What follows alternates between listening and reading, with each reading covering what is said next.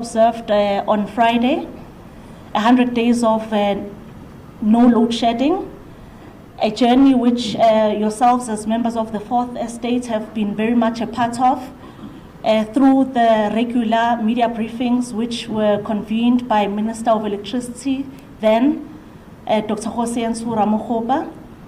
And therefore, thank you once again for making time to continue supporting this communication effort, which is in the spirit of transparency, accountability, and openness with yourselves and the rest of the public. This morning, the Minister is in essence continuing with that commitment, and he will be doing so as he takes up this responsibility to ensure that key developments are shared with members of the media. I think I will not then take up much more time. I would wish to invite the Minister to the podium so that we commence with today's media briefing, where the Minister will be over and above other issues in the energy space, but will be focusing on generation performance as well as distribution in the electricity ecosystem. After which his presentation will then open the floor to members of the media, both those who are in the room joining us today here and those who are following this briefing online. Minister?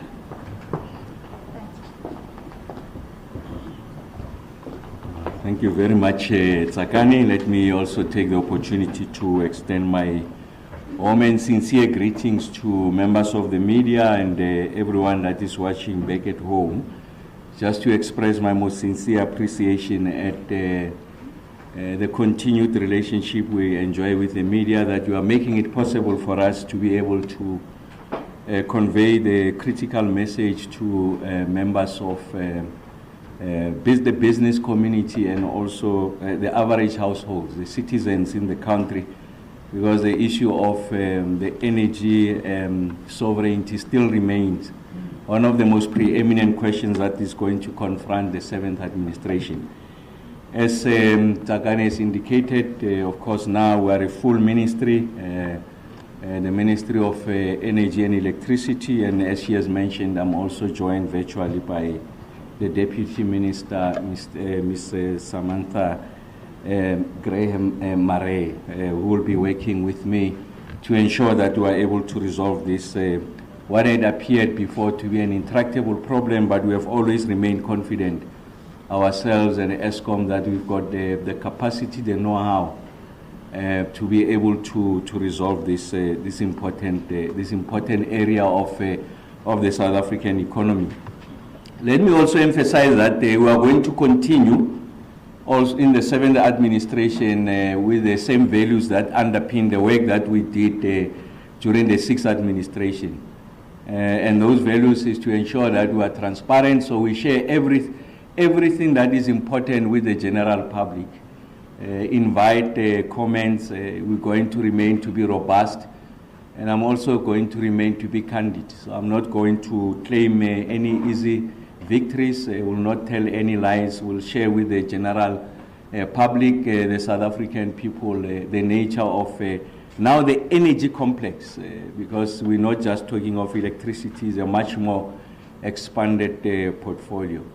And also just to express the appreciation at President Ramaphosa for a vote of confidence, giving us the opportunity to continue to work in this field to ensure that we get to a situation where we're able to attain universal access, we're able to achieve energy sovereignty, we're able to ensure that we green the sources of energy, and we're able to ensure that electricity and energy plays an important part in the transformation of the socio-economic fortunes of the country. I think it's important that we talk of a quadrilemma. We're talking of 4 areas that requires attention, and from one briefing to the other, I'll be isolating, if you like, one area that is of interest, and you will see today when I speak about the distribution part of it.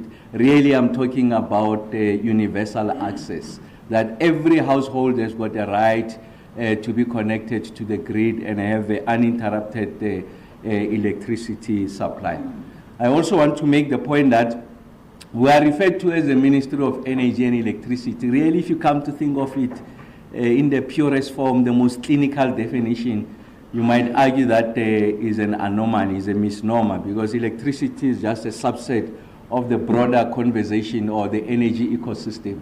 I can imagine that the president chose this naming convention just to say to the country that although we are registering tremendous progress on the back of the implementation of the Energy Action Plan, it is important that we remain focused on the resolution of the most immediate challenge, and that is the issue of load shedding.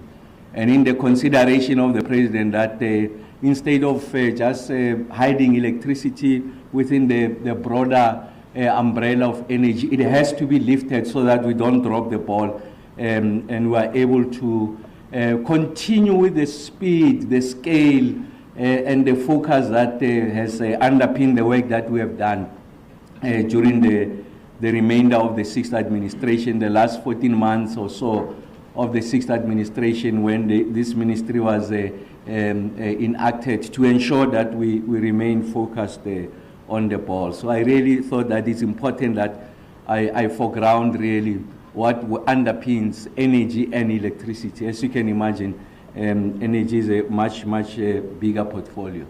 So today I stand before you with a new crisis that has emerged. So there's a new front that is opened. And in fact, I had cautioned about this front some time ago in my previous responsibility as the head of investment and infrastructure in the presidency.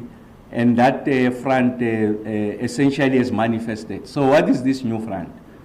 So we are having a situation where there are many parts of the country, there are many households that are experiencing situations from one day to the other where they don't have electricity. There are hours in the day where they don't have electricity. And the experience of the consumer is less about what you call it. So initially, we're talking about the issues around bulk, if you like, generation, essentially from Eskom side. When demand was exceeding generation, we had to use an instrument that is called load shedding.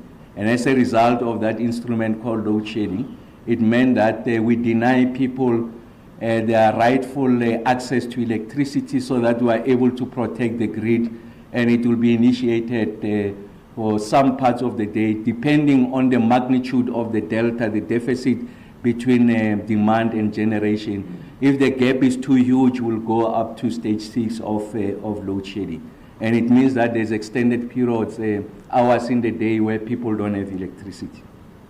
Now we're sitting with a different problem. And that different problem has been exposed by the fact that Eskom, the generation side, has done exceptionally well in ensuring that we are able to meet demand. So previously we could, all of us, blame load shedding, the inadequacy of the generation that resulted in households not having electricity. But now we know that this threat and the risk has materialized, has come to pass as a result of perennial underinvestment in the distribution infrastructure by municipalities. So I'm talking about your transformers and the substation. That really is the purview of municipalities. So as a result of that, and the issue of poor planning, management, from one municipality to the other, the issues of poor capacity in municipality, I'm talking about technical capacity, like I said also, not ring fencing to some degree, because you will not ring fence all of the revenue coming from electricity just for purposes of maintaining this infrastructure. It must be shared with other infrastructure needs in the municipality. But we have seen that there's little to no investment that has been made in the replenishing, maintenance, the upkeep and the protection and modernization of this infrastructure. And as a result of that, municipalities are under severe strain. And as a result of this severe strain, they then initiate what they call load reduction. So essentially to say that the distribution infrastructure does not have the capacity to meet the reticulation demand. And as a result of that, households, as I speak to you, don't have electricity during parts of the day. So that has nothing to do with the performance of ESCOM. It has everything to do with, if you like, downstream inaction on the part of municipalities. That's the crisis that is confronting us. So we have defined what that crisis is. I'll explain to you how we intend to resolve that problem, because we can't simply fold our arms and watch when communities are experiencing significant amount of difficulty. Of course, the complexity in that space is that you have municipalities, you have ESCOM. If you were to go the constitutional approach, you'll understand that that is exclusive domain of municipalities. In municipalities where ESCOM is present is as a result of legacy issues, but also an invitation by those municipalities for ESCOM to be responsible for that infrastructure. But you are seeing a number of municipalities, especially the metros. That's where you have the center of gravity of these challenges. And I want to suggest to the country that we are likely going to see it across the country, at least in those municipalities where ESCOM is not responsible. So I'm going to focus on the distribution part. But before I do that, I think I have a duty just to share with the rest of the country the generation performance. I think it's important that I do a bit of recap. It's the 7th administration. We have had a lull for over some period. We have disrupted that cadence of me reporting to the country for obvious reasons. I think it's important that I do a recap of the journey that we have traveled, so that there's a greater appreciation that this is a continuation of that journey. So we're not reinventing anything. So it's just continuing, of course, now with a much more expanded mandate.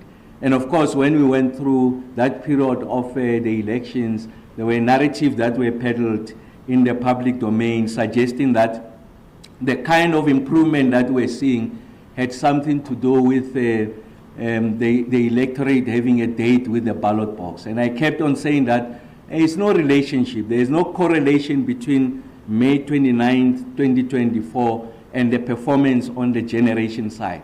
But really, this is a culmination of the efforts that we've been making, stretching back as far as October 2022, July of 2022, when the President introduced the Energy Action Plan. All that we did when the ministry was introduced was to give it a more executive focus and essentially galvanize all the players around this Energy Action Plan and ensure that we keep to the milestone. We introduce a degree of transparency. We are able to share with the general public the work that we are doing. And the credibility of that process should not be in question. So this is part of the constellation of the work that we have been doing over time. So like I said, the President introduced the Energy Action Plan, a culmination of a conversation and engagement between the President and the various stakeholders in the South African economy, business, labor and community, and then it resulted in the formulation of what we call the Energy Action Plan, which has got 5 outcomes. And that was made public to the country in July of 2022. Then the President took an unprecedented decision to say that it is important that within the family of the executive, he needed to appoint someone at an executive level, so an executive authority, what you refer to as a minister, in the presidency. So in the presidency, precisely because the President still wanted to be the primary driver of the Energy Action Plan. And that's why the locus of the ministry was in the presidency, and a minister was appointed to ensure that we bring additional energy in the resolution of this problem. And of course, like all scientists and engineers do, you want to understand what is it that we are solutioning for? What is the problem statement? And for you to have an appreciation of the problem statement, we made it possible for us to visit all the the power stations, including Quebec, which is the one and only operational nuclear power station on the continent. Of course, Egypt is in the process of building a nuclear capacity for civilian use, and for this, in this instance, for energy generation. So we visited all of these things, and we were able to generate a diagnostic report. On the back of that diagnostic report, we were able to make a compelling argument that in the midst of an energy deficit, it's irrational for us to decide to close the power stations. For as long as they continue to perform, we must delay the decommissioning, and the cabinet agreed on that. And we also agreed on priority interventions, if you like, the low-hanging fruit. What is it that we can do quicker that can help us to ensure that we improve the energy generation picture? And of course, we used in science what we call the Pareto principle. For 20% of the effort, we are likely to get 80% of the return. We mapped these power stations, of course, under the stewardship of the board, or led by Dr. Mteto. Like I said, a very competent, exceptionally gifted board that really wants to make a contribution to the resolution of the energy crisis here. And at the time, the acting group chief executive, Caleb Kasim, and most importantly, Mr. Beking Numalo and his competent team of power station managers, and the men and women of ESCOM who are located at the various power stations, identified those power stations that were complicit in the escalating energy unplanned capacity loss factor, essentially the units failing, the inefficiencies, the levels of underperformance that we're seeing there. And of course, in those stations, we also placed Kusile, one of our newest power stations, primarily because the 3 units that had gone out as a result of the failure of the flue gas desulfurization units, the country was losing out on 2,400 megawatts. And of course, we've brought those earlier than expected. And thank you very much to the leadership of Mr. Numalo. We brought back Quebec Unit Number 1 much later than expected because of the challenges there. And of course, we are using those experiences to ensure that we don't repeat, we obviate similar challenges when we were doing Quebec Unit Number 2. So that's what we had done in March of 2023. And of course, the constellation of all of these things then resulted in the kind of performance that you are seeing, a maintenance-led, if you like, recovery effort. When we went into December of 2023, transitioning into January of 2024, we took out 18% of the total generation capacity for maintenance in megawatt terms, about 9,000 megawatts, and the unit then began to return when we went into March. They were healthier, more reliable, and that's why you are seeing the kind of performance that we are seeing. ESCOM released a winter outlook. They generated 3 scenarios, and they said the best case scenario of us not having load shedding during the period of winter will make the assumption, the primary assumption there is that the unplanned capacity loss factor, these megawatts that we are losing as a result of inefficiencies, as a result of failures, if it were to be 14,000 megawatts and below, we are not going to see load shedding. So that's what ESCOM said. And then it did what it called the most plausible scenario. If you take that base case of 14,000 megawatts, you add another 1,500 megawatts of units, total units failing, you are going to get to a stage where in winter you could get to stage 2. And then they did the worst case scenario. If we were to lose an additional 3,000 megawatts on top of the 14,000 megawatts, so you are losing in total 17,000 megawatts, we are likely going to go to about stage 5. And guess what?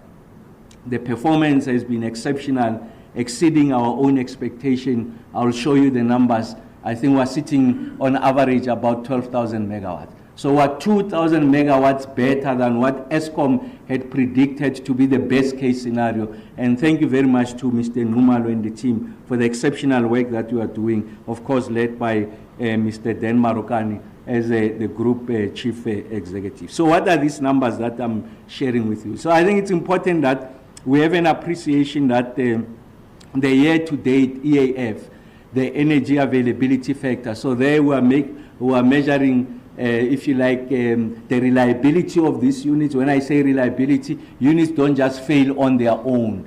And also we're talking about the efficiency of those units, the ability of the units to approximate the design capacity. So if you say this unit must give you 600 megawatts, if it gives you 300 megawatts, it means that you are short of 300 megawatts. The delta between 600 and 300 is that 300 megawatts. So it talks about the inefficiency. So we know that now we have moved from what was an energy availability factor of 54.9%, 0.5%, and now we're at 61.5%. So this is like 7 percentage points more, better than where we were the last time we met here. So I think it's important that we have that appreciation. So you can see that the energy availability factor, when you go week by week, month by month, now we are sitting at about 67%. So if you had to compare it with the 54%, so it means that we are 13 percentage points to the good. So this is exceptional performance by Eskom. This is not an accident. It's calculated, it's orchestrated, it's a science behind it, is the most competent, brilliant engineers that are doing this work. I think we need to have that appreciation. And remember that our intention is to ensure that we keep on lifting this EAF. Of course, we want to get to an EAF that consistently breaches the 70% mark. We are getting closer to that. There was a period in a day where we reached about 70.78%, an exceptional performance last seen about 3 years ago. So this is the kind of work that the team has done. And of course, on the back of that, we're able to register that milestone on Friday of 100 consecutive days without load shedding. It's not a moment of celebration, but it's just for us to take stock of where we came from and the fact that these interventions are working and they are beginning to illustrate that indeed it can be done, and it's done internally, principally by Eskom engineers. With little assistance from outside. Yes, there's that framework of NICOM getting assistance from outside, but fundamentally is driven by Eskom employees. And I think it's important that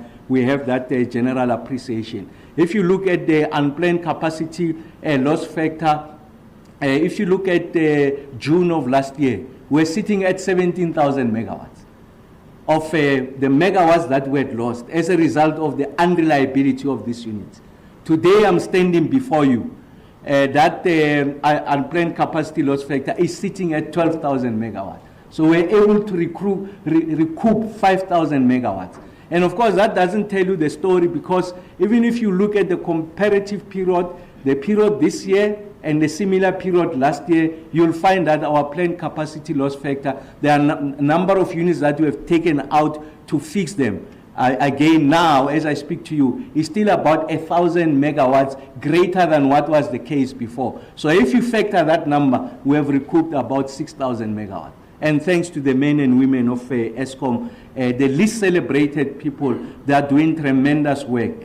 And we do acknowledge the work that we are doing. And we say to Mr. Ngumalo and the team, Mr. Marukane, the group executive, and Dr. Mteto, they must just stay at it. To ensure that we are able to address this question going forward. And then the next myth that we want to dispel is that as a result, this kind of performance we are seeing, it is as a result of the banning of the diesel. I said to you that we are going to be candid, we are going to share with you the numbers. What do the numbers tell us in rand value terms? You can see that week number 7, remember that our financial year starts in April, so week number 7 essentially is the second week of May. So if you look at those numbers, you can see that we spend 49 million rands. But if you look at what has been the trend line really, exactly, you can see that about 97 million rands, the comparable period, and then when you come to now, we are sitting at about 6 million rand. So I think it's important for you to have an appreciation that We are not burning diesels to levels that are unacceptable for us to be able to maintain this kind of performance. If we had to look at the amount of diesel that we spent the same period last year compared to now, we have saved 6.2 billion rands as a result of that. From the 1st of April 2024 to the 30th of June 2024, compared the 1st of April 2023 to the 30th of June 2023, the difference is that this year we have burned 6 billion rands less of diesel compared to the previous year. So I think it's important that we have that appreciation. Like I said, we'll continue to share with the general public. There's nothing about diesel that is anchoring the kind of performance that we are seeing now. It all has to do with the performance of this coal-fired power station and the work that the team has done to ensure that we are able to address this situation going into the future. So I think it's important that we have that appreciation. And then I'm going to focus now on the question, what I refer to as a new front. What is this thing that is confronting us now as we speak? We are dealing with the generation side. Like I said, we are not out of the woods yet. I've not made an absolute statement that we have resolved load shedding. I'll tell the country when we are at that stage. But we are confident about our journey to get into the resolution of this load shedding and also creating sufficient buffer for the South African economy to grow, support industry, get people into jobs, and ensure that we get the kind of prosperity that we desire. There is no economy that will function without a sufficient electricity or energy supply. So it's important that we have that appreciation that is an albatross that undermines the ability and throttles the ability of the country to grow and achieve its developmental ambitions.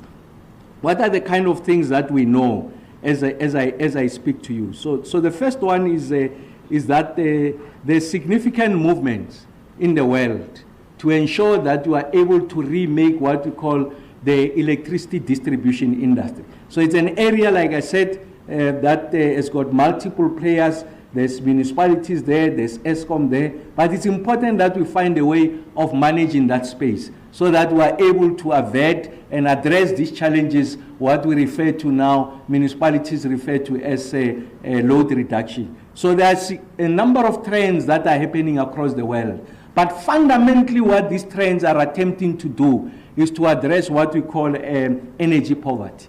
And we have reached conditions of energy poverty in the country. I'm not saying we are going to reach those conditions. I'm saying now, as I stand before you, there's a situation of energy poverty in the country. What do I mean by energy poverty? By energy poverty, I mean the following, in very simple terms.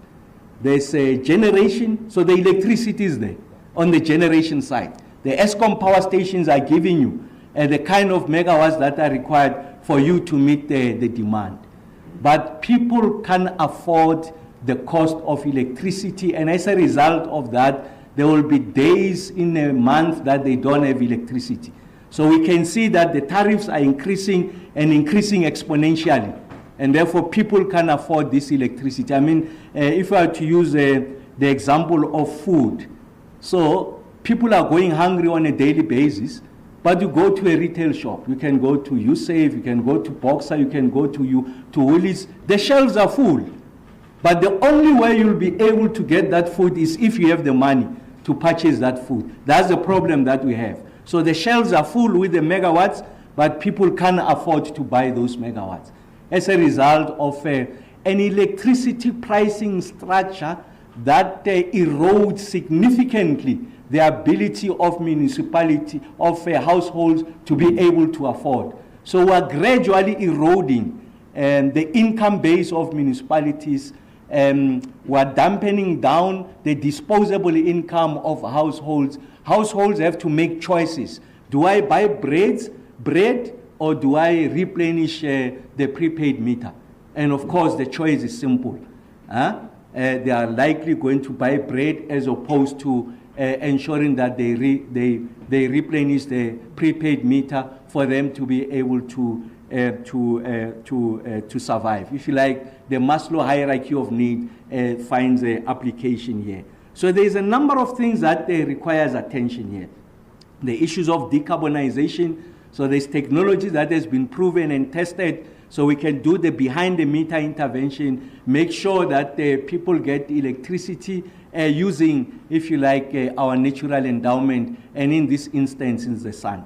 One of the issues that I lament on a daily basis, you find that communities, as a result of the distress, the result of the anger arising from the fact that they don't have electricity on a daily or particular periods of the day, they resort to taking to the streets. They are burning tires, they want electricity, and the sun is out. The sun is a source of energy. The rich are able to buy solar panels, inverters, batteries, and they are able to harvest the sun to meet their energy requirements. The poor can't do that. While the sun is out, a source of energy, they are protesting to say we want electricity because they can't harvest that energy because they are not sitting with unencumbered cash. They can't go to the bank because they don't have the right credit profile for them to borrow money from the bank to roll out solar so that they can have cheaper and cleaner electricity. The poor are excluded. And that's why that decarbonization is important, because part of the work that we want to do in the ministry is that we know that there's a grant called INEP. The INEP grant, its primary intention is what we call electrification, is to make sure that we achieve universal access as an injunction that we draw from the National Development Plan. So we say that you need to repurpose that grant to ensure that you have non-grid solutions to be able to provide electricity access to the poor in particular. So we're going to move from the conventional approach of how we think of connectivity and electrification, because hitherto, what we think of electrification, we want the wires to connect to the households, when in fact we know that there's a trusted technology, a proven technology that we can use. You don't necessarily always have to be connected to the grid. When the grid comes, it will come at its right time. But at the moment, with this kind of, if you like, resource that we have, it's about 5 billion rands on an annual basis. We can work with ESCOM and other players. We've got a seed capital of 5 billion rands. Just repurpose it to ensure that we are able to roll out. Then we will not have people protesting, burning tires when the source of energy is there present. But the only impediment is that they simply don't have the capital, the money to be able to buy this solar panels, use the technology for them to be able to address it. So what's the point I'm making? Is the repurposing of that, and we're going to move with speed. Of course, like I said, ESCOM and many other players have got the know-how. We're going to work on it and ensure that we are able to resolve this. Digitization, digital transformation is important. The modernization of this infrastructure to ensure that we are able to avoid technical losses. When you have distributed generation, you travel less distances, the megawatts travel less distances, and therefore you reduce the opportunity for technical losses. We'll go that route again. Decentralization talks to exactly that, the distributed grid. So you don't have to have wires stretching for 3,000 kilometers for them to be able to reach the end consumer. You can do a distributed grid. Closer to consumption, you can have an opportunity for you to generate, because technology allows you to do that, and therefore we become more and more efficient. And then democratization, which simply means that there can be new generators of electricity. We don't have to rely on ESCOM, and then there can be other off-takers. They don't have to rely on ESCOM. You have democratized the space. So those are the kind of things that we're bringing into the space. I want to say there is nothing novel about what I'm suggesting. There's nothing new. We're simply saying that they are done in other parts of the world. We are going to benefit from what I refer to as the last mover advantage. We're going to be very aggressive and address the situation of energy poverty, ensure that the poor have got the same means of access to renewable sources as the rich have. We are going to close that inequality gap so that everyone can benefit from this, and we move away from a situation of as they refer to it, as a load reduction. So that's the approach that we'll be taking, and I'm saying that this is happening across the world, so we don't necessarily have to reinvent the wheel. We take the view that, if you like, your distribution infrastructure is a strategic state asset. So it's important that we have that appreciation, because it helps you to meet your developmental goals. The issues around universal access, supporting small, medium-scale businesses, they are also going to rely on, if you like, the strength of this distribution grid, a grid that is modernized, a grid that doesn't fail, a grid that is reliable. So it's important that you appreciate that. And once you get these small businesses into a place, they are getting cleaner and cheaper energy. What you are seeing is that they'll employ more and more people. Townships are going to become hives of economic activity, and therefore they are going to contribute towards economic growth and ensure that we achieve conditions of energy security. We don't just put our eggs in one basket, that is ESCOM, but there's a multiplicity of players, and the Electricity Regulation Act does make that possible from a legislation point of view. So the Ministry of Energy is now going to move into that space and ensure that we broaden the flow of energy generation. We are able to move with speed. And we do accept the fact that the power system is undergoing radical transformation, and distribution networks therefore require a significant investment. I've made the point that a lot of municipalities, the revenue base has eroded as a result of objective factors. What are some of those objective factors? The economy is not performing at the right level as a result of the challenges of electricity supply and the logistics side. People are out of employment, therefore they can't pay for their rates and taxes. Municipalities can't collect as before, although they are providing services. Their revenue base is eroded, and therefore they can't reinvest back into this distribution infrastructure. Those are objective factors. Then there are subjective factors, those that comes about as a result of the inherent weaknesses of these municipalities. That we don't have a revenue system that makes sure that you've got a complete picture of who's consuming where and what amount, and you are able to bill correctly and therefore collect correctly. We have municipalities that have closed a blind eye to illegal connections. Now they've caught up with municipalities. That's why you are seeing the failure of this infrastructure. You've got a situation where municipalities were not able to do sufficient modeling on the number of people that are coming into these urban centers, the rate of population growth and household growth, and therefore the pressure that it plays on the distribution infrastructure. They have not been able to model that. They have not been able to increase the capacity of this infrastructure, and that's why this infrastructure is collapsing. So the point I'm making is that it's a complex ecosystem, but it's not beyond us. We've got the capacity, the know-how to be able to resolve it, but you need to have a local government at the table to help us to resolve that. And then it's important that we introduce innovations that will help to lower the cost to serve consumers. So I think it's important that I make that point. Look, the rate at which the municipal electricity tariff, the ESCOM tariffs are increasing is unsustainable. It's an untenable situation. We are seeing it even in the developed countries, the Western democratic countries. They are experiencing these challenges. There's been a wave of elections there that people decide to go right or left is, amongst others, a function of the pricing structure of electricity. The poor are left out. And you are getting to a situation where the lower middle class, your public servants, also cannot afford the cost of electricity in this country. So as we speak now, is an affordability question. Over a period of time, we don't address it, is a national security problem.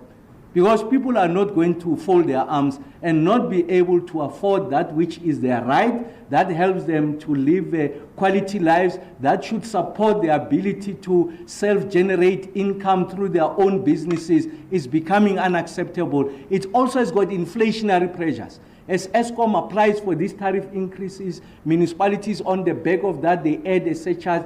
The cost of doing business is increasing. People are going to find it difficult now to afford their food, as they do as I speak to you now. Many still are having a similar problem. And that problem is likely going to become acute over a period of time. And that's why we must resolve this question with the urgency that it deserves. And that's the kind of attention that we're going to give to this question. We've got a track record of attending to complex questions with speed, decisiveness, but also that our interventions are efficacious. They achieve the kind of efficacies that we want. What are some of the systematic challenges on the distribution side? I've made some of the point. Is that the non-ring fence electricity business. So what do we know now? In many municipalities, so they get where people pay, that payment goes into the broader kitty of the municipality. And then come the budgeting cycle, the electricity department, they must go and bid and compete against the waste department, against road, against water, against social programs. So they are likely going to be low on the queue. So allocations, capital allocations are going to be given to those other needs, to the neglect of the electricity infrastructure. And as a result of that, municipalities, electricity department can't replenish these assets. And I'm not making a case for a complete ring fence, because the nature of how municipalities works, for those who might not be familiar with this, is that they subsidize other social infrastructure. So it's not a complete ring fencing, but there has to be a principle that says X percentage of this maintenance budget will be directed towards the maintenance of electricity infrastructure. Poor revenue management and poor payment culture, I've referred to that.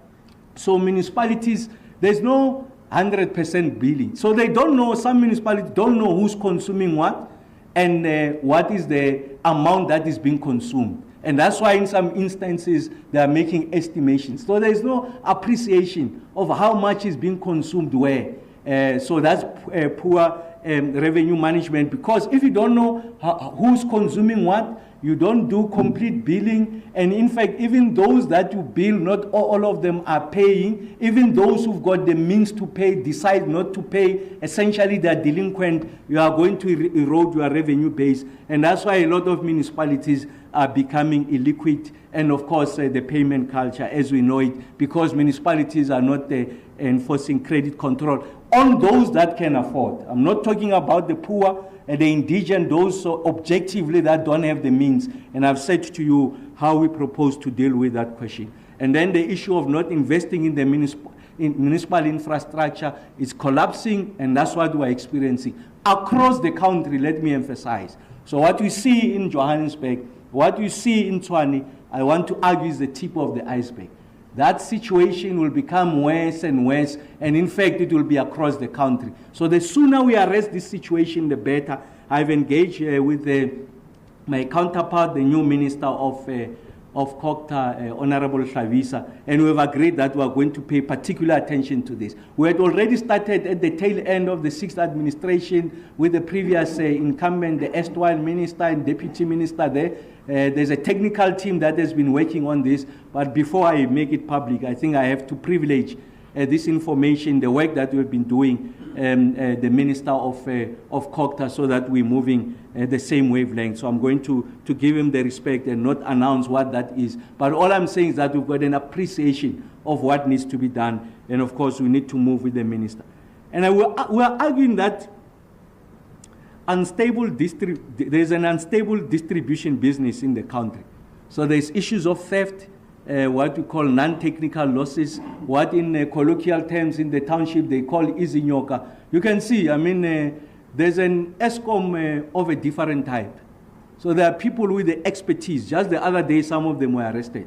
They belong to municipalities, some of them belong to Eskom, delinquent people that are corrupt, that are undermining the system outside the good work that municipalities are doing and Eskom is doing. They want to earn themselves an income. They are using their expertise to ensure that they connect people illegally. So it's important that municipalities must be rampant in addressing that situation whilst we protect the poor. I think it's important. And those that can afford to pay have to pay. And of course, simultaneously we'll address the exponential rise in the tariffs structure so that there's a proper electricity pricing plan. Of course, NERSA will do its own consideration. But I'm saying that objectively, as the multiplicity of players in this space, we need to find a more enduring and sustainable solutions. And the revenues are declining, like I said. There's a need for us to reskill as we modernize this infrastructure to ensure that we produce a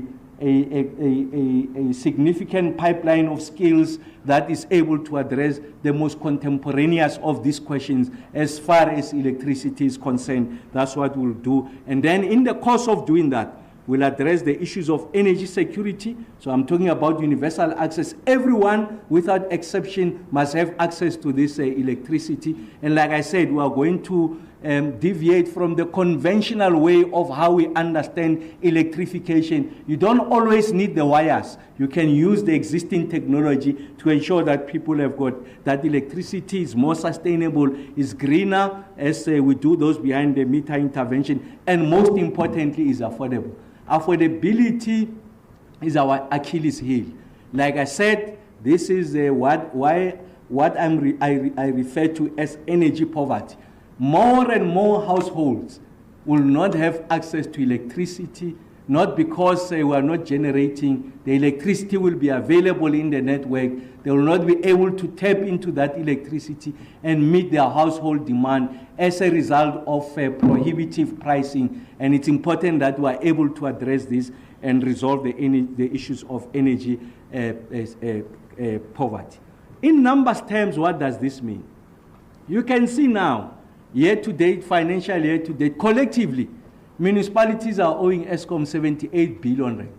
And I can tell you a lot of this is irrecoverable. There's no possibility under the sun that we are going to collect that 78 billion rand. A lot of it is over 3 months, 6 months being owed. People are not sitting on this money. So it's important that we resolve this picture. But this picture presents problems for Eskom. Eskom needs this money for it to be able to reinvest back into its own infrastructure. Municipalities have to pay that money, but I did tell you that municipalities, on objective grounds, they simply don't have the means to be able to pay for that money.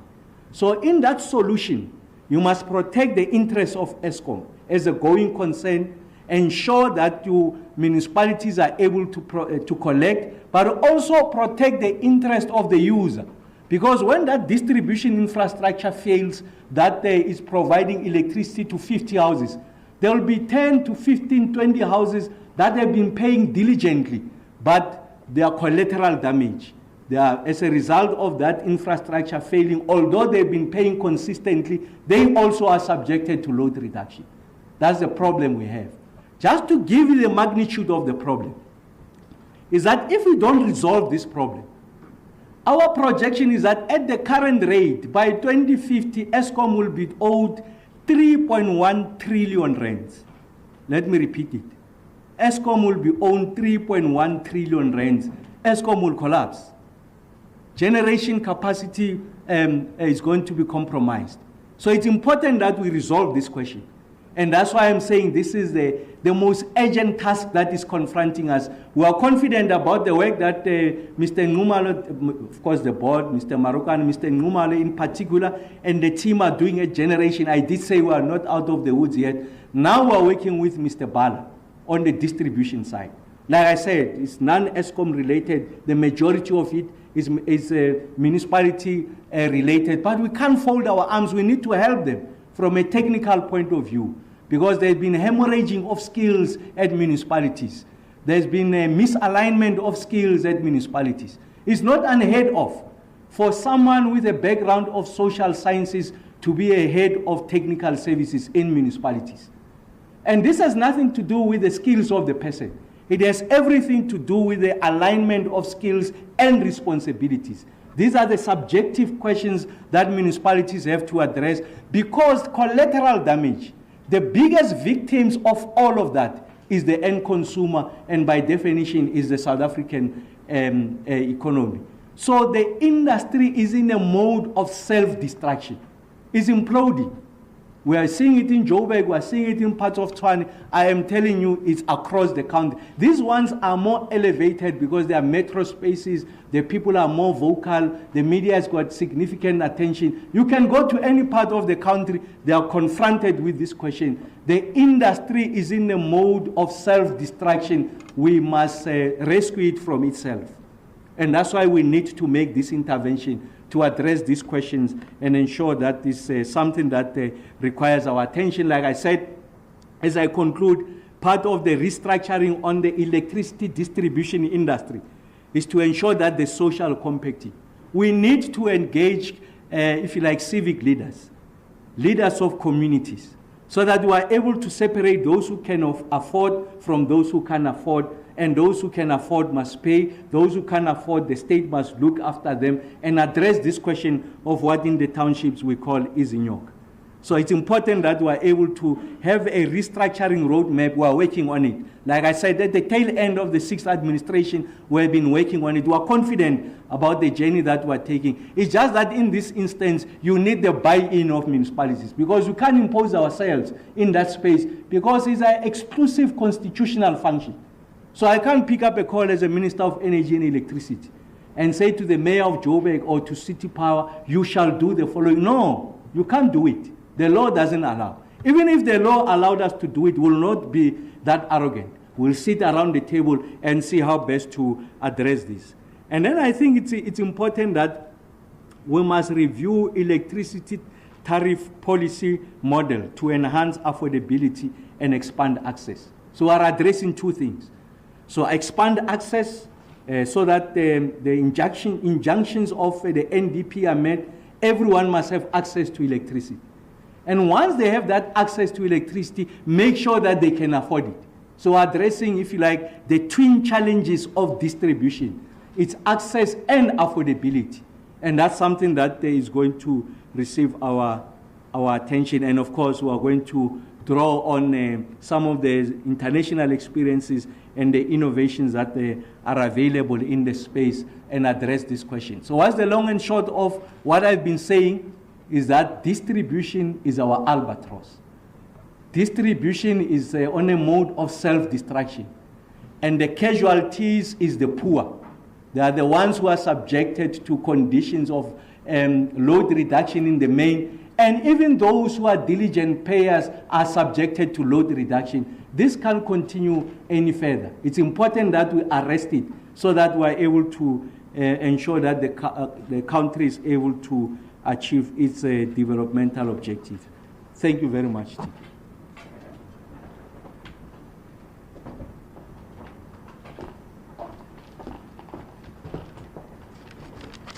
Thank you very much, Minister. Firstly, for that contextual recap on the implementation of the Energy Action Plan, which has evidently addressed the severity and the frequency of load shedding, as we can all see. But also, colleagues, the Minister has importantly outlined how the Ministry intends to continue to be seized with the most pressing and the most immediate issues affecting South Africans in the electricity space as it relates to energy poverty, which is located in the distribution sphere. With that, colleagues, I wish to now open the floor to questions from members of the media. We will follow our established protocol, which is to start with those who are with us in the room. You'll introduce yourself and the media house that you represent, and then we'll also open the floor to questions from our online platform. So colleagues, by a show of hands, do we have questions in the room? There is a microphone. Takalani, can you, Itumeleng, there's Heidi, and then you'll go to the gentleman behind the camera. We'll start with Heidi, thanks. Okay. Hi, Tim Cox. I'm the chief correspondent for Reuters. So just obviously at the moment there's no one who isn't impressed with the way things have been turned around.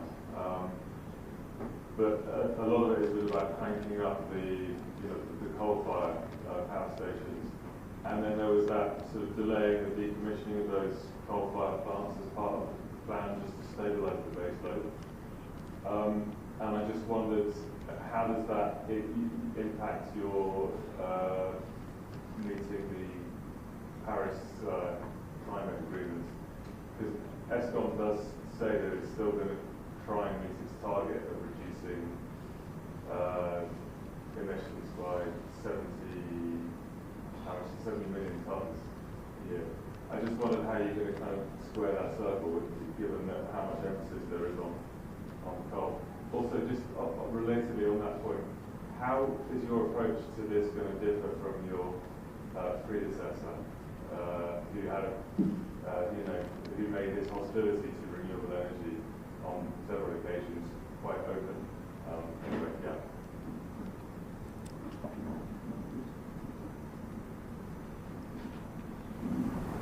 Heidi Jacobs from the NCA.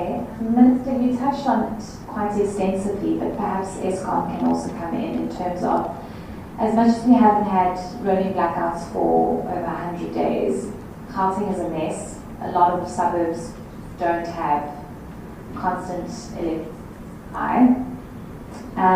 How is this going to be addressed and dealt with? Because it's one thing to say there's no load shedding for 100 days, ESCOM's doing a great job. But a lot of people, not even in just Gauteng, in a number of provinces, don't have constant electricity. How's that going to be dealt with? Thanks. Thanks, Heidi. Do you have any other questions in the room before we go online?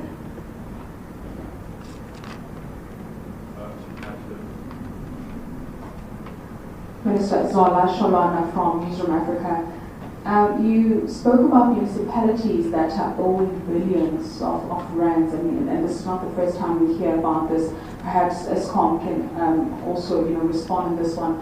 What plans do you have in place to to deal with this matter? Because like you said, if it's not dealt with, then in the next couple of years we'll be dealing with the crisis. What is being done specifically with municipalities?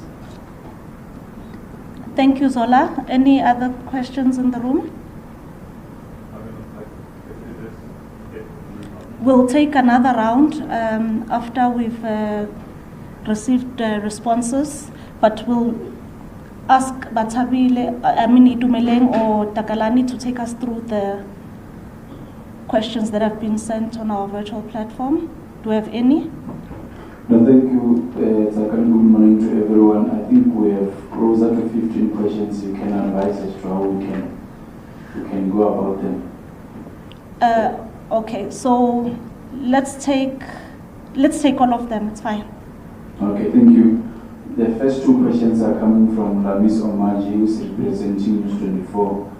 And he said the minister mentioned ESCOM managed to recoup 6,000 megawatts. And the two questions are, please provide clarity over what time frame this has happened and how much of that generation recovery can be attributed to running power stations without pollution controls. And the second one is directed to ESCOM. And is there any update on the license extension for Quebec? And is Unit 2 still on track to return to service in September? And the next 6 set of questions from Elmo Cruz, Independent Media. Number 1, how many days in the testing phase did Kgosientsho Unit 5 achieve 800 megawatts? And what is ESCOM's demand forecast for 2024? And what are the financial implications of the drop in non-ESCOM's share in total generation from 14.8% in February to 12.2% in May? And which ministry will be responsible for updating the IRB? And how much will be spent on the transmission grid this calendar year?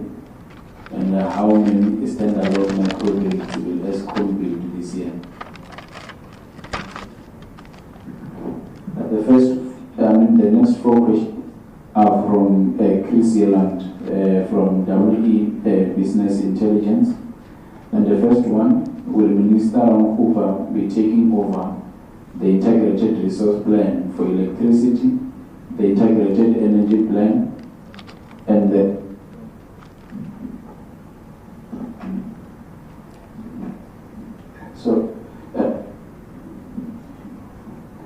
and the promulgation of the electricity regulation amendment.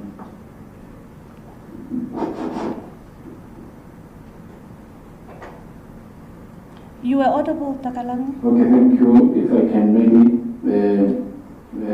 go through this question again.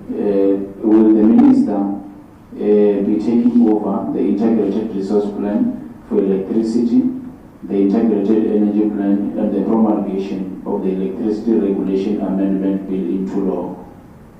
And when do you expect the IRP to be published? And when do you expect the IEP to be published? And when do you expect the electricity regulation amendment bill to be signed into law? And we have 3 questions from Tando Maeko from Business Day 1. According to media reports over the weekend, the Electricity Ministry is the procurement of 2,500 megawatts of nuclear power was at an advanced stage, and that his department was finalizing the procurement structure of the new build project. And when can we expect the department to issue procurement timelines and requests for proposals for the new build project? And the financial viability of the proposed nuclear build, given that National Treasury does not want ESCOM to spend money on the new generation projects. How many, or how does the ministry expect to raise the funds for the new build? And the third question, the DA is currently challenging the NESA decision to concur with the procurement of nuclear power, with the matter set down for October this year. And considering that the new deputy minister is from the DA, will the ministry be engaging the party to consider withdrawing its court case? And the last 3 questions from Given, who is representing the Politiki post. Number 1, Minister, you expressed concerns and clarity on municipality law reduction plans. Please give us an update on Soweto debts. And is ESCOM moving in speed, encouraging consumption payment, particularly in townships?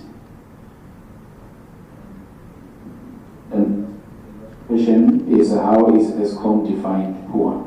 Thank you. Thank you very much, Takalani. So after these responses, we'll take the last round in the same format.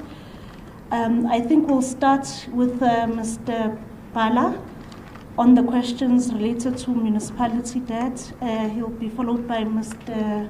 Momalo on some of the other issues that pertain to generation, and then the minister will sort of give an overview on some of the responses and the questions. Thanks.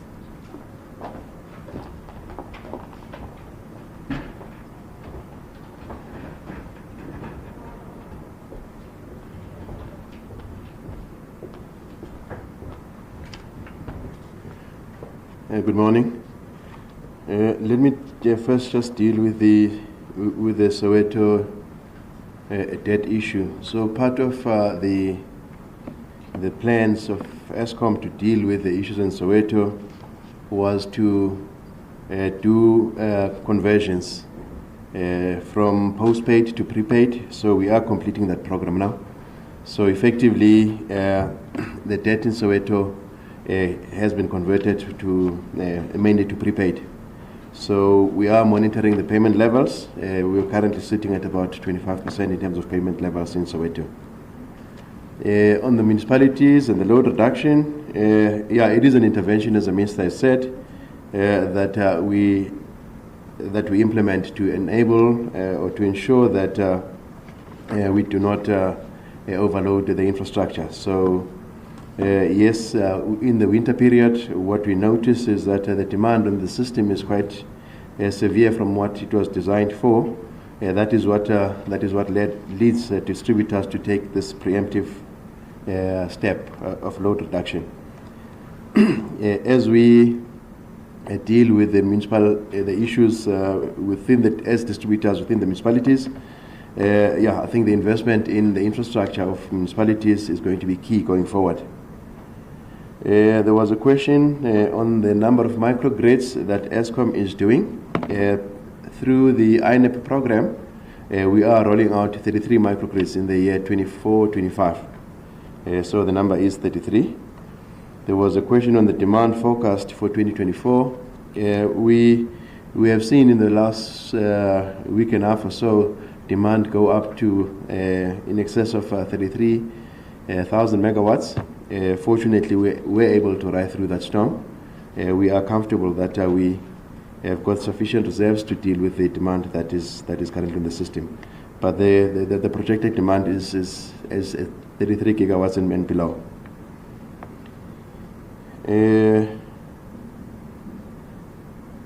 I think I've dealt with all the questions. Thank you.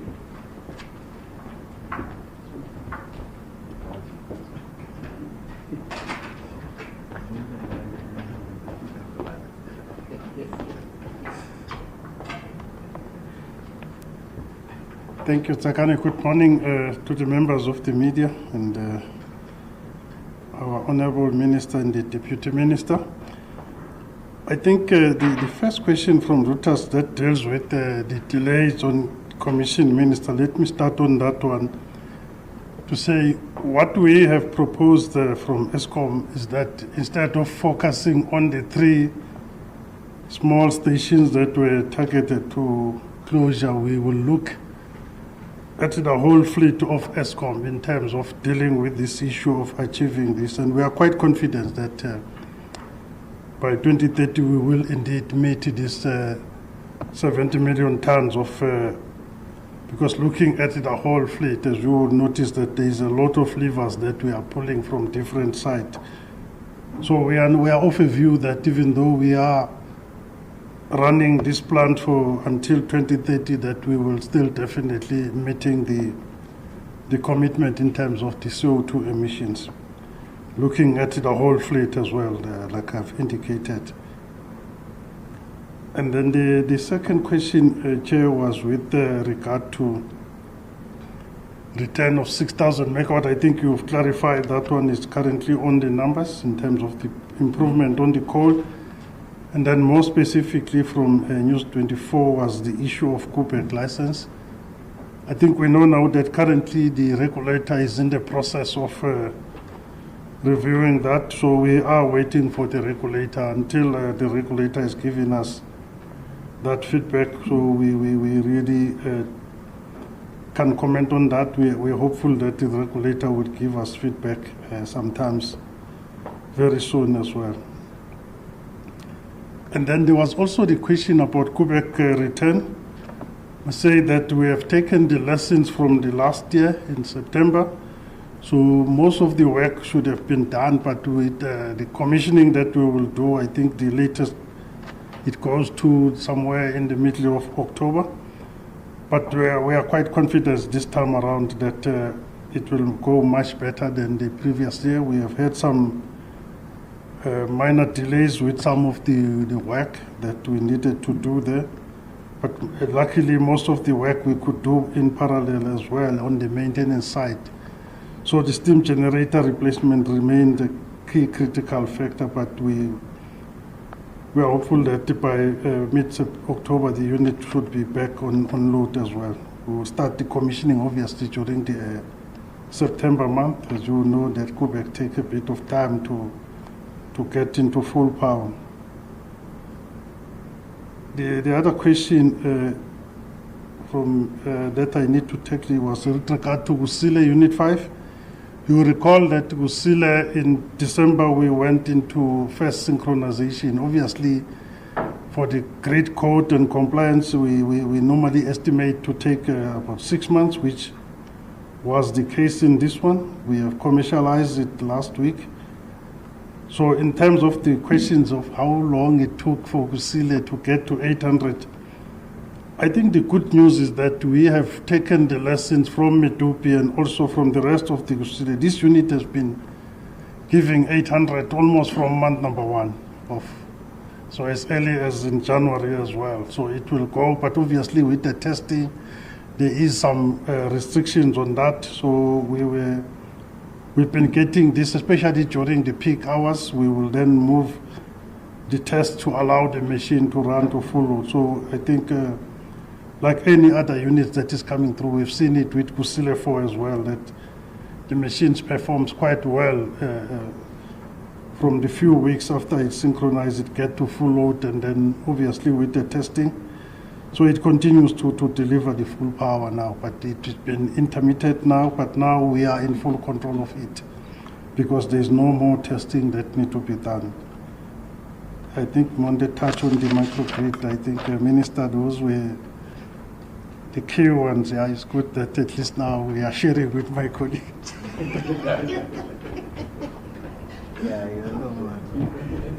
Okay. No, thank you very much, colleagues. Tim, just to your first question, the second of the two questions that you have asked. So one of the things that I'll be doing, I started last week, is to engage with all the key players in the ecosystem of the renewable energy space. Now I'll be left with the external players. Of course, internally is the IPP office, DMRE, and of course the energy component of that, which is now sitting with me. What is the preeminent question that ought to be answered there is the following. What were the experiences and the hurdles associated with the previous bid windows that undermine the ability of the project sponsors to get to financial close, that undermine the ability of financiers to have the appetite to participate, that undermine the ability of ESCOM to confirm offtake? So I want us to resolve those. I don't think it's going to take us long. I really am not of the opinion of going out to the market in bits and pieces. I believe in a mega bid window.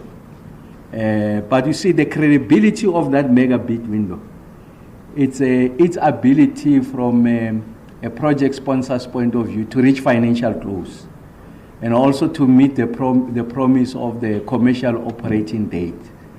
And that's a function of a multiplicity of issues. And that's why it's important that that conversation has to happen. I am going to be ultra aggressive on the renewable energy side. I think we have taken a bit longer than what is necessary, so we'll be ultra aggressive. And I want to say to you that I'm a firm believer that it's a mix that matters. And you are going to see an exponential share of renewables in the energy mix. And we need to signal to the market our intention to go that route, and it must materialize. Because it's one thing to go out on a big window and have 2,000 megawatts unallocated. I will sit with everyone. We agree, the commercial banks, project sponsors, ESCOM, IPP, the certainty I'm going out. So let's show the country and the rest of the world that we can do it. We are going to be the leaders on this continent in relation to renewables. I think it's important I make that point. But it's important that before we go into the next phase, we have a full appreciation of what those issues are. Should not take us long, and I'm sure they've documented them somewhere. And collectively we agree, now we are going this route. And then we are able to announce to the market. And of course, another important component there is engagement with my counterpart, Minister Tau, because once you go this mega big window, when I say mega, I'm saying it will be bigger than the other big windows that we have seen. What scale? I'll answer that question at the right time. But I'm sure that it will not be, it will be something unprecedented. From a scale point of view, of course, consistent with the IRP. The issues around what the Minister Tau, it's important that on the back of this certainty of the program going ahead, I think you need to build an industry behind that. And of course, there are complexities around whether the domestic market will be competitive, whether there's the right skills. We will answer those questions. And there has to be a substantial share of local players in the next round. So if you had to map the previous rounds, you see that there is international players. It's great that there's appetite from outside, and of course they carry the capital. But I don't think that the participation rate of the locals should be 10% here, 5% there. Communities will build you a clinic here, will build a road. No, it must be substantive. It's an honest conversation we must have. Once everyone is on the same wavelength, so that there must be predictability and certainty in the program. I think that's very important. And then the international market also know, the players know what the rules are, then we proceed together. I think that's very important. Of course, it's going to be a competitive and transparent process. Yes, Heidi, you are absolutely correct. So that's the point I was making, that as I speak here, there's many households that can't reach this podcast, this address, precisely because they just don't have electricity. There's load reduction. So like I said, I think it's important that we enter into that conversation with municipalities. I did say that the complexity here is such that the Minister of Energy and Electricity can't simply make the call and say, we're going to do the following. It's a function of engagement with the players in that space. And I'm not going to dilute the role of SALGA, very important. It's an important player in the mix. And we're not going to undermine, I think, the participation of SALGA and its interest to protect its members, but we say ultimately is the consumer that matters. And yes, we've got suburbs without electricity. People are paying load reduction because they are connected to the same distribution infrastructure that has failed. I think it's unfair on consumers, those who are diligent and also those who are designated as indigent. What is the threshold of indigent is determined by municipalities. I'm not sure what number ESCOM uses, but I'm just saying it's an objective number that you say if your households earn so much per month, it's in the category of indigent, and therefore there has to be support from the state. So Zola, you are absolutely right that municipalities, I did show they are owing year to date 78 billion rand. There's a quickest way of doing it, and the most expedient way is for Mr. Bala not to give them electricity. So you are owing, until you pay, you are not going to get. Imagine what will happen to the South African economy. Because remember, there will be businesses in those municipalities, they are paying diligently. So they are not responsible for what they are seeing. So the quickest way you can just decide we are not giving that municipality until you pay, and unfortunately, it's not that easy. It's a convenient way. I'm sure if we're running a business that does not look after public interest and has no social objective, would have switched off long time ago. But we don't go that route. I think we need to engage with municipalities. I have a degree of empathy of what they are going through, having been a former mayor. It's both a weakness and a strength. Because it can be a weakness because you are over empathic, if there's such a word. So you are very generous in understanding where they are coming from. It can be a disadvantage, but it's an advantage I want to think because we know what they are going through and we can find the most elegant way of resolving that question. So I'm confident. The Minister of Kokta is a former mayor. And when we need the issues of industrialization, the Minister of DTIC is a former mayor.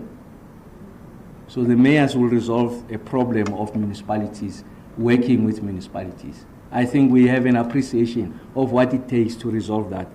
But it's not about switching off, otherwise the South African economy collapses. It's the most expedient way of doing it. Just to Helmut and Chris, is that yes, the IRP falls within this ministry, the EAP, Integrated Energy Plan, is sitting with us, and of course the signing, the promulgation of the ERA is sitting with us. Just to say the following on the IRP, I think there's been substantial inputs that are material. And I want to say to those people who have made those inputs won't be thrown away. And in fact, I was saying to the team when we engage internally that let's occasion a platform for us to engage with these South Africans and experts who've got concerns around the IRP. And in fact, some of them have illustrated from the little reading I've done on that in fact there are fatal flaws in some instances. So we'll sit. We'll make sure that it's something that enjoys the credibility that it's supposed to anchor a document of this nature. And I'm not suggesting that it's not credible. And I'm just saying you benefit a lot from this input. So you are going to find that there will be substantive engagement. And in some of those engagements, I'll be personally present. One of the weaknesses in the space is that we move with the IRP outside the integrated energy plan, when in fact that should be the primary driver. The IRP supports, is one of the pillars that supports. The gas master plan should be supporting. We've done it the other way. So you start at the end. So, and of course the gas master plan. Those conversations must happen. Very difficult. A lot of the players says, but these are what we think are chronic weaknesses in this. We'll engage with them. If it calls for a substantial review, we'll do it. I'm not suggesting that we're going that route, but I'm just saying there's something material. The modeling is found to be weak. It's not as robust. The assumptions, the underlying assumptions are found not to stand, if you like, a scientific scrutiny. Will go that route. I'm sure you all know that I believe on evidence and science. And I think if colleagues bring that, I'm the first one to say yes, there has to be a substantial review. I'm saying this to the rest of the country, that's the approach we are going to take. Even if it takes us longer to get to the end, but we are going to do it correctly. And I'm not suggesting it has not been done correctly, but on the strength of what is coming through, I think there's a basis for us to have that conversation. And then to Tando, no, what was in the news on the nuclear, there's nothing new. I stood here, told you. We are with the team from DMRE at the time now. They are sitting with us. We're saying that we get into a stage of putting together a framework on procurement. That framework acknowledges the fact that the ESCOM balance sheet is weak, the fact that ESCOM will not have the ticket to finance that, so you need to find a bespoke financing instrument to do that. Of course, it must say who must be the operator. I can tell you even now, without necessarily preempting what's going to come, it will be ESCOM. So you need to manage that, and that framework answers those questions, whether affordability, and that answers those questions. So I will not move ahead. Let's allow them to do that. They had said when we were here that should have been done by March, April. We are past March and April. When I come back now that they are with us, when we put a date out, we are going to keep to that date. So it's important that the credibility of this process, whatever we do, is important. The promise you make to the country on the timelines, it's important to restore, affirm, and protect the credibility of any process. And that's what we're going to do going forward. And then the Democratic Alliance has gone out to challenge the procurement of nuclear. Well, they can go. It's a matter before the courts. We'll explain ourselves. Let me address an inherent material point that it's raised in that question. The government of national unity is not a federation of parties. It's a single executive led by President Ramaphosa. And then there are policy issues that the sixth administration has passed. Those are going to be protected going into the future. I think it's important. This procurement program, it's a government program consistent with the IRP 2019. We are proceeding with it. And the executive will defend through the Minister of Energy and Electricity our position. And any player has got a right to go to court. We'll clarify ourselves, and the court will make that determination. So yes, I think that's we have exhausted the questions as they were placed there before us. Or on Helmut, on transmission, we'll get the number. I think the question was how much will be spent on transmission in this financial year. I don't have that answer now, but we will come back, Helmut, on that to you and the rest of the media houses. Thanks.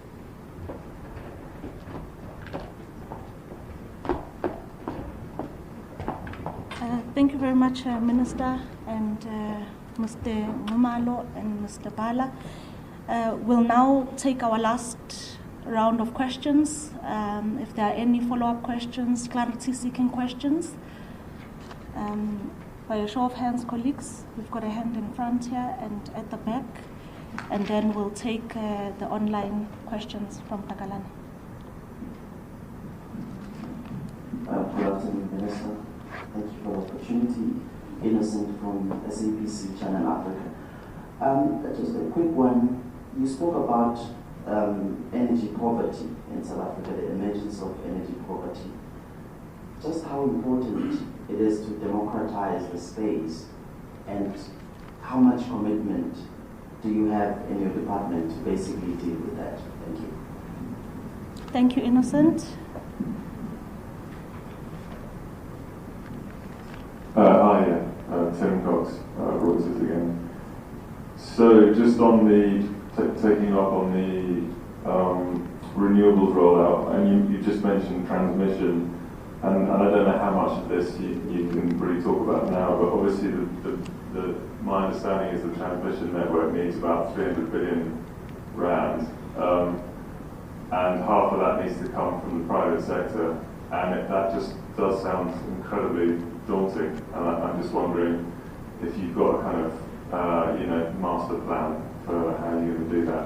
Also, to what extent is transmission also being held up by private landowners who don't want to have the pylons on their farms? And then sorry, I'm holding the microphone there, just last question, just about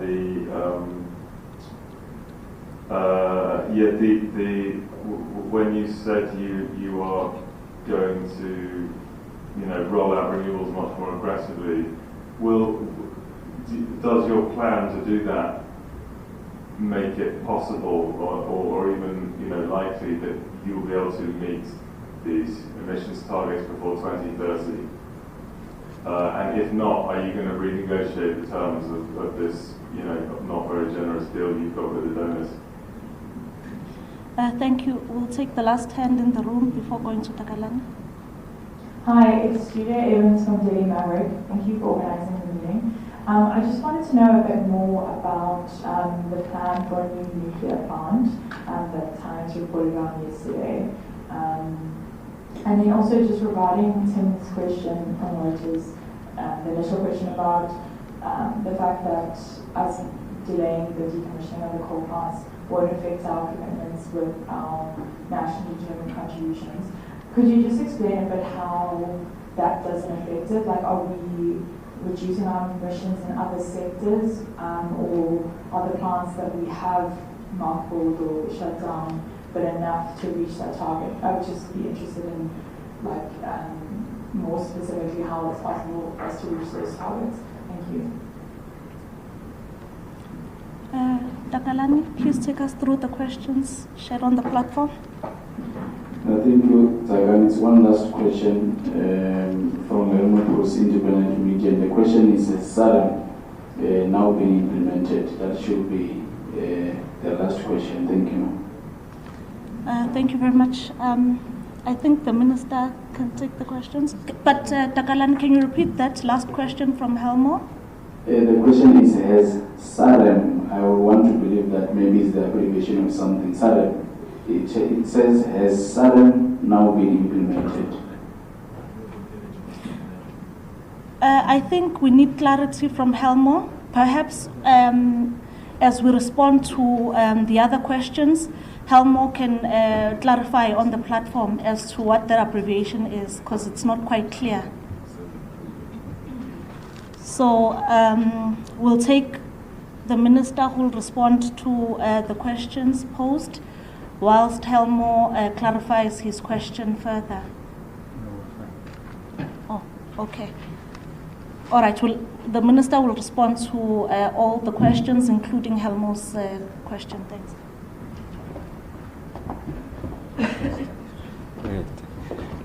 Thank you very much. No, Innocent, you are absolutely correct. So although you make the point that energy poverty is something that is likely going to be experienced in the future, I make a different point. And that different point is in my own calculation. We're experiencing energy poverty as I speak to you now. So outside the issues of load reduction, you go to townships, people who are relying on grants, who are not accommodated in the indigent policy, people who live on what you call peace jobs. So these are people who offer their labor on a daily basis. So they don't have the kind of benefits that come with people who are employed permanent. So they're not guaranteed a salary, and they're unemployed. They simply can't afford this electricity, especially on the back of the steep tariff increases. So it's important that we fashion a solution on how best to address that situation. And I'm confident that the kind of work that Monday is referred to, those microgrids, and one of the areas that we are discussing is the repurposing of that INEP just to direct it to the work that Monday is doing. So what Monday, the head of generation, must give us the confidence is the speed with which he's able to roll out these microgrids. I'm sure he has done pilots, so he knows what it takes. Ensure that the components are manufactured locally, so that on the back of this, we are also resolving a different problem. So I think ESCOM is an excellent candidate, Mr. Bala, in relation to the entirety of this INEP. Of course, you're going to have a new conversation with municipalities. They'll say, but we're using this money to fix this, to fix that. We have seen that that's not sufficient. So you spread it across 200 plus municipalities. So if you see it as just one ticket and design a program that is intended to ensure that there's universal access, but it is responding to clean technologies and is addressing affordability, the work that Mr. Bala is doing will help us to address the three questions. That's the point that I am making. So you don't have to go through traditional ways of thinking of electrification, that is the ESCOM and the municipal wires. We must think of it differently. We are reshaping that space, Innocent. Tim, in fact, the size of the ticket in relation to transmission has been put to about 390 billion rands. And you are absolutely correct. The ESCOM balance sheet will not be in a position to carry that. So one of the conversations we have had with the National Transmission Company of South Africa, I think around February or so, we had done some work ourselves on what the options are, a bespoke instrument to help us to finance and roll out, address the capacity of industry to meet the speed of the rollout, the technical requirement outside the financing. So we will give that space to NTCSA to come back to us. So I'll be meeting them, I think, next week, and then we should be able to come out. So I don't want to overreach, because that's the relationship we have that will move together, I think, as the NTCSA. You are absolutely correct. So one of the challenges historically was land access. So you also have people who are speculating. So people have sight of what ESCOM is going to do, because one way or the other they are able to get into the ESCOM way of where they are going to prioritize this. So what they do, they offer farmer X this amount of money, the farmer accepts it, and then they sell it to ESCOM at an escalated price. The second challenge we had was just a farmer saying, no, you'll not go through my land. So one of the instruments that was not used sufficiently was expropriation. So we're going to use the expropriation route, and in fact we have found a way of doing it quicker, but without undermining our responsibility to first engage with the landowner and offer what we think is market related. If he or she says no, we expropriate and then we move. That's what we are going to do. We've done that, if you like, a value chain of what is required for us to roll out, and there are those things that are within our domain. We will move with that expropriation, but I'm confident that we will get less resistance. And then on the emissions target, yes, I think once we go this route on renewables and the like, is going to help us on the reducing the emission, Julia. We're confident that if we get the scale and the pace of renewables, I think it's got a way of offsetting, if you like, the delayed decommissioning. But what Mr. Ngumara said, even our modeling suggests that we should be able to meet the 2030 targets. It could be that by 2027, 2028, we are not yet there, but by 2030, Julia, we think that we should be there. And Julia, on the nuclear program, I did say that let's allow the team to work, and once we agree on the framework of procurement and all of those questions, important questions we have asked, we'll be able to share with you. I did say that that value system of engagement will remain even in the 7th administration. We're going to be candid and transparent. I won't hide anything from you, the general public, so that we get to know what we're getting ourselves into. We're not getting ourselves into some of these programs with our eyes closed. We'll forever protect the sovereign interest. Everything is going to subordinate to the sovereign interest. And like I said, there is nothing to be hidden about the work that is done by the ministry. And in fact, if anything, we'll be engaging you more. On the SAREM one, I was advised by the table there and says it's a master plan for renewable rollout. It's an ongoing program. Helmut, if this answer is not sufficient, I'm sure we'll come back. But like I said, I mean, when I answered Tim's question earlier on, it's just to understand what has been our experiences with the various bid windows, how best we correct those, and then we are pushing now.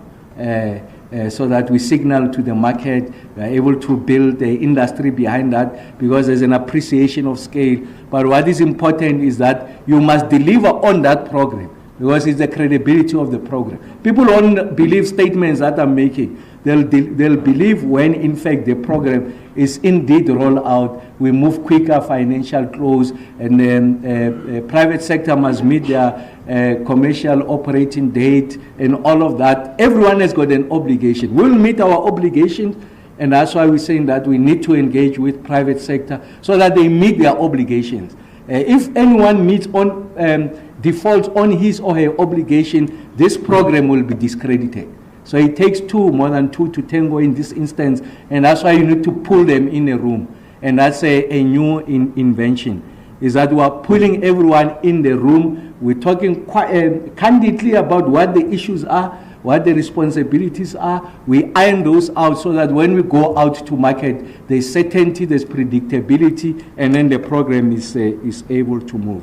But once more, let me take the opportunity to thank you. I see that the number of questions were close to 30 is because we have not seen each other in a long time.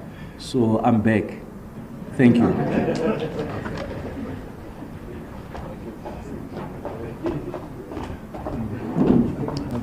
Colleagues, with that, we have come to the end of today's media briefing. We will continue, I'm sure the Minister will continue to maintain a high communication availability factor. We'll have more of these regular media briefings. So colleagues, once again, thank you very much, and we'll communicate the details of our next briefing with you as we always do. Thank you.